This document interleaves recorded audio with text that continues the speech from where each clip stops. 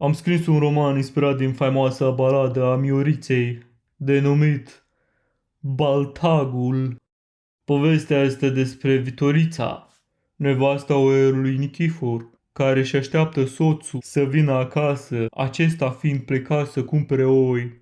Acest Nichifor, soțul Vitoriței, trebuia să ia 300 de oi, ca mai apoi să se întâlnească cu fiul său Gheorghișor.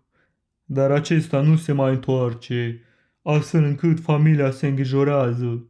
Vitorița se întâlnește cu părintele satului, merge la ghicitoare, postește, merge la poliție, toate acestea pentru a afla răspunsuri, dar într-un final se hotărăște să plece cu Gheorghișor în căutarea bărbatului, având la ei însuși Baltagul.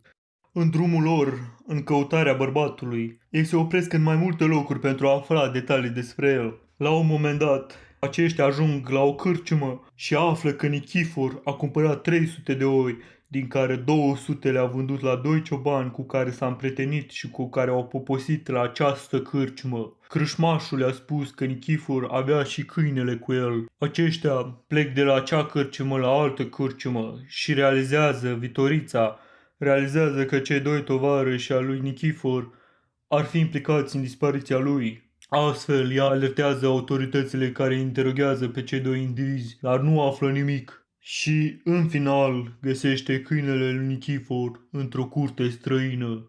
Câinele, văzându-i pe Vitorița și Gheorghișor, îi conduce pe aceștia în munți, acolo unde se afla cadavrul Nichifor. La praznicul de pomenire vin și cei doi tovarăși învinuiți.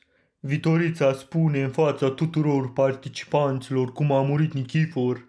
Atunci, învinuitul se repede către Gheorghișor. Câinele rupe lanțul și-l atacă, după care Gheorghișor atacă cu propriul baltag. Învinuitul, fiind pe moarte, recunoaște tot, iar tovarășul lui aprobă pe deplin cele spuse.